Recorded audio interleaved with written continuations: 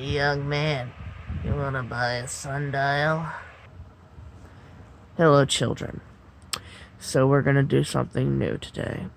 We're not doing Rowan Little's Writing Corner, and we're not doing Alex's Animal Kingdom. I'm not even reading aloud my stories. We're gonna do something called T's Top 10. I have several nicknames, which will probably be in this Top 10 series at least. But in T's Top 10, I'm going to count down 10 things, in no particular order.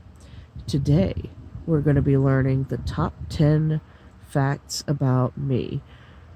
And this will include TMI, because, oh boy, let's just get started. So, alright, number 1, I'm versatile writer. This is not really a surprise. After all, I do have Rowan Little's Writing Corner. But I say it because one of the things that I don't write anymore, but I have the skill to do, is journalism. I actually have a degree in journalism in communications. I suck at consonants. This is why I don't do speeches anymore, because, oh my god, what are words? But I do have those skills. I can write journalism as well as fiction, nonfiction. When I went to college, I set out to learn all the writing things, and I just was not going to stop until I walked away with as many degrees as possible, because I'm a know-it-all, and when I want to know how to do something, I figure out how to heckin' do it. Number 2, I am an extremely theatrical individual, and yeah, that's another part of my degree. I am also a theater major as well as an English major and a journalism and communications minor. I am almost a triple threat. Almost. I think I sing pretty well, or at least I'm told I sing pretty well. I fully believe that I'm great at acting. I just don't kiss enough ass to join anybody's troupe. And I'm teaching myself how to dance. Like, legit, full on teaching myself, doing my research. I've got a routine, because all my theatrical skills, and what am I planning on using them for? Probably burlesque, because why the hell not? It's a good art, damn it. I love burlesque. I also love drag. I would like to be a drag king. Or a drag queen. Depends on the day. I'm a non-binary person, after all. I can be whatever I want to be.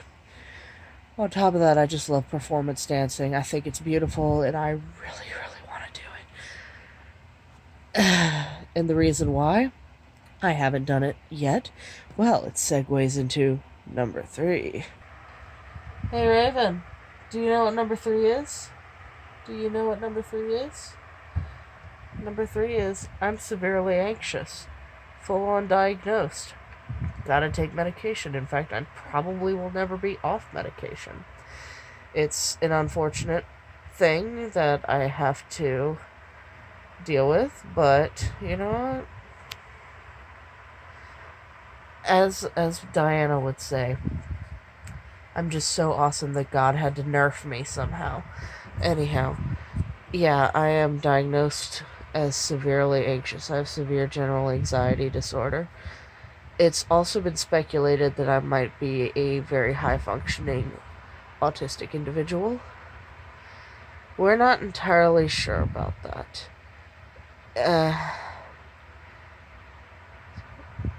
Rephrase. My family's not entirely sure about that. And to be honest, I don't know. I have a lot of Spectrum E symptoms. For one, my struggle to maintain eye contact, and some of my communication skills are not as advanced. I can read a room. That's a good thing that I can do. But ultimately, there are certain things that just stand out that I don't want to get into, that definitely tell me that it's possible that I might be on the spectrum. So, not going to doubt it. Well, I am doubting it, but I'm not going to deny it. Numero 4. I am extremely empathetic. Like I said, I am capable of reading a room, and to an extent, I pick up on feelings that people aren't outwardly portraying. Now, you can take this as something that's just me being really good at reading people's dispositions. You could take it as something supernatural, as some people would like to think of it. To me, it's just something I do. I can pick up on people and their emotions. I'm extremely sensitive to them, and and for some reason people flock to me because they somehow sense that I can understand them on some level, which I appreciate the trust that people have in me. At the same time, it's exhausting, and I've actually had to learn how to shield myself from the onslaught of other people's emotions.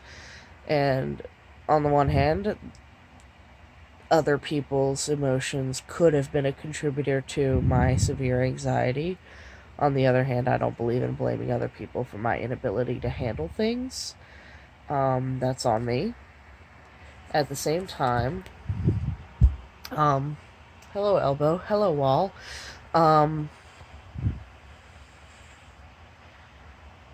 The main thing about being extremely empathetic is there are moments when I'm not empathetic, and like mental illness, I'm not calling it a mental illness. It is definitely not that, and I don't want to call it that, but it has a similar trait in that if you're not empathetic all the time, if you're not open to everybody all the time, and you actively are putting shields up to protect yourself from other people's emotions, it's often believed that people will often say, "Oh, I thought you were an empath.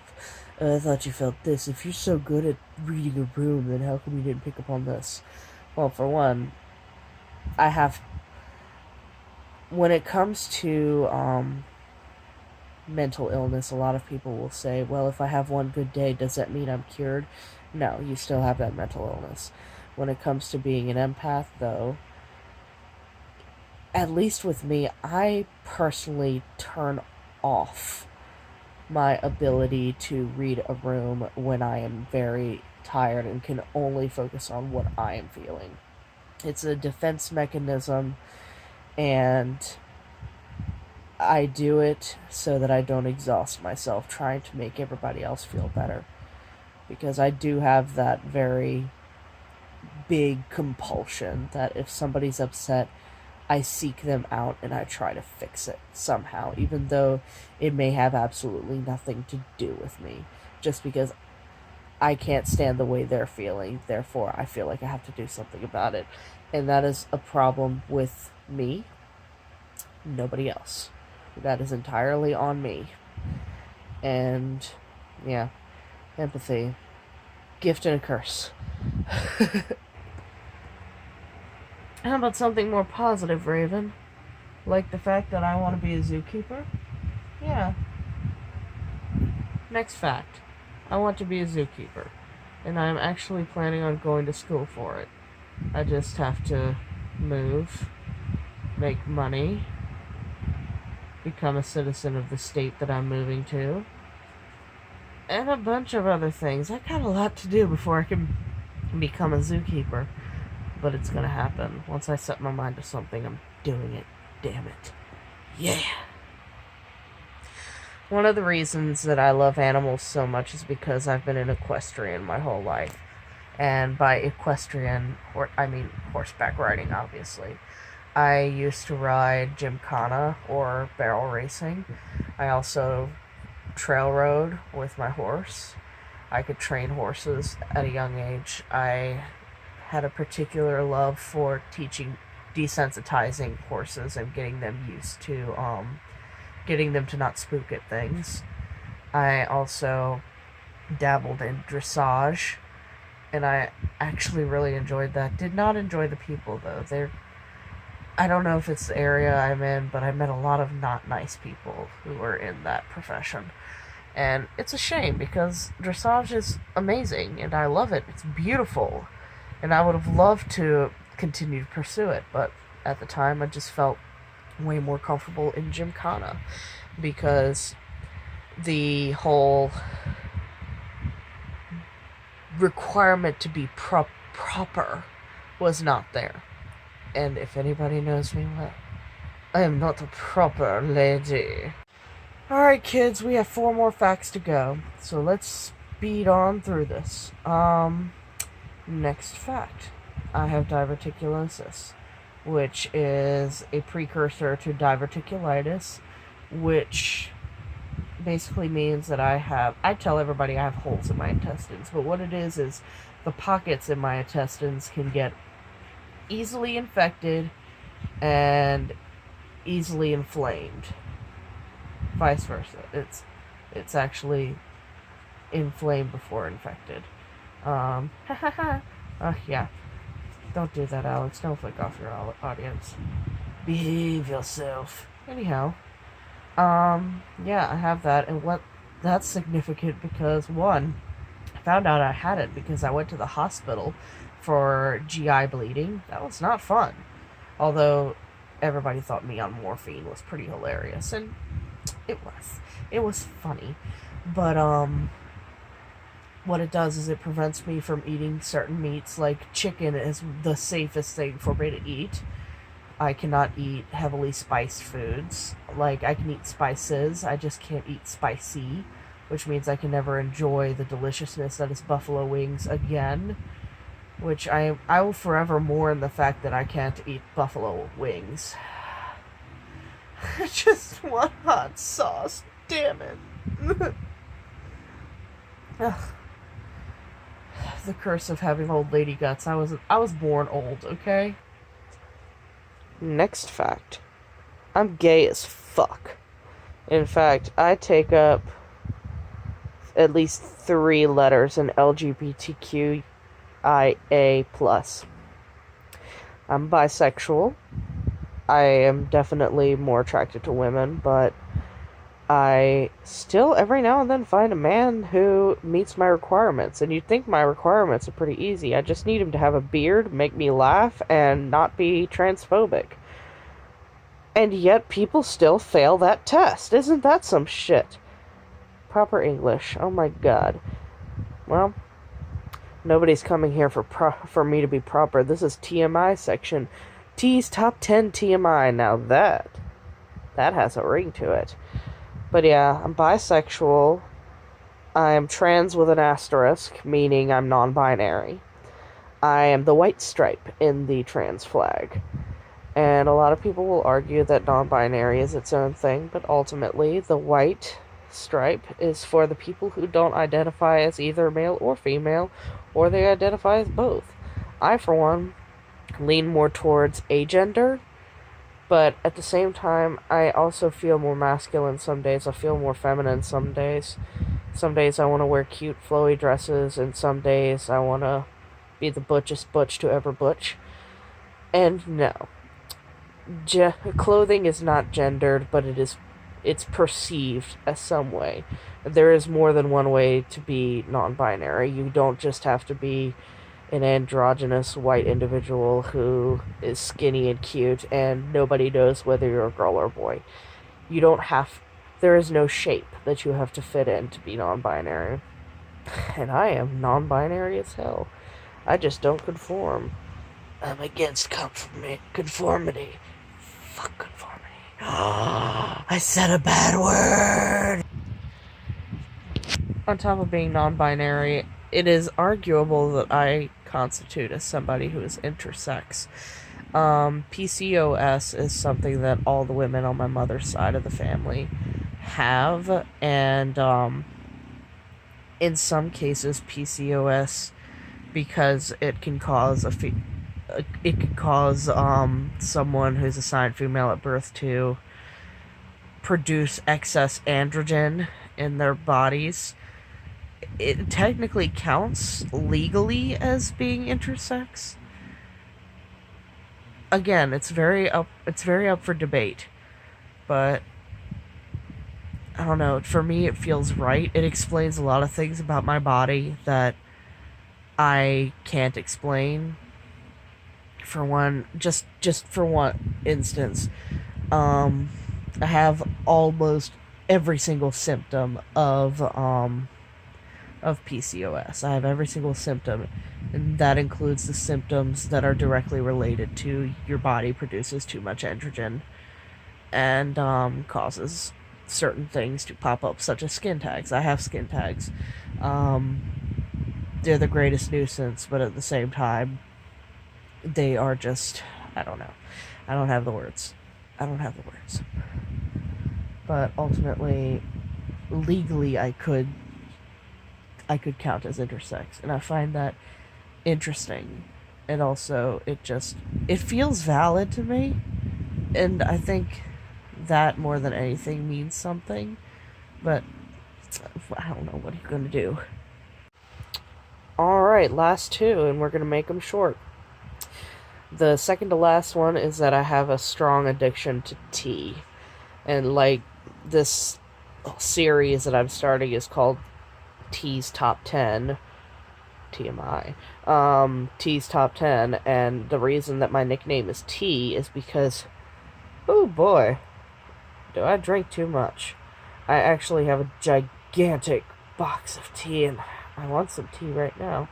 I want to make it a tradition that I drink tea for this specific section of my YouTube channel, but I'm tired, and I've worked all week, not slept well, and excuses.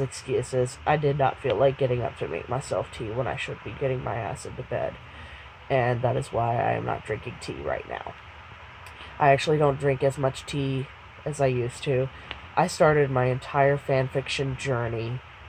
I used to write so much fanfiction, guys. I started my entire fanfiction journey because one night I drank 20 cups of tea and decided, you know what's great? Black ice. That's what's great. And that is what continues to be great.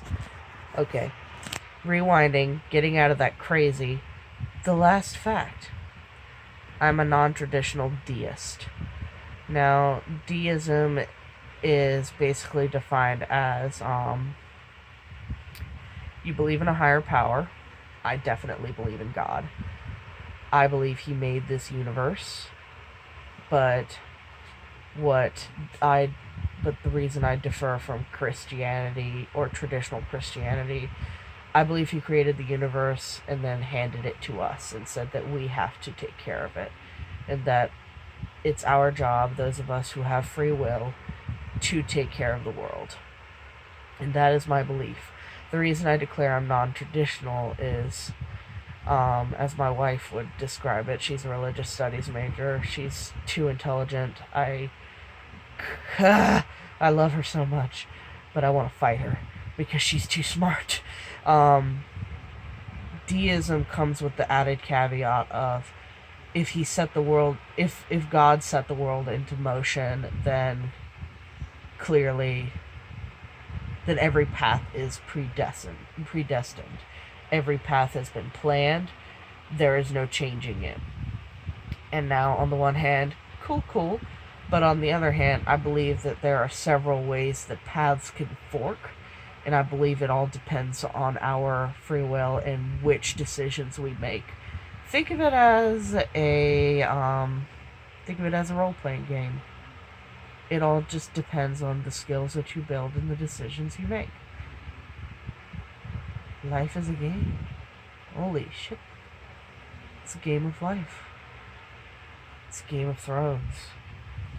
Raven! It's a Game of Thrones. What do you think? You're surprisingly quiet tonight. Do you not feel like talking to me? Oh. Alright, fine. Raven has declared that it's bedtime and I'm going to listen to him. Alright. Thank you guys so much, and like and subscribe, because I need to start saying that. Got a plug. If you want to help support me, then look at the link below in my description, and I will check y'all on the flip. Bye!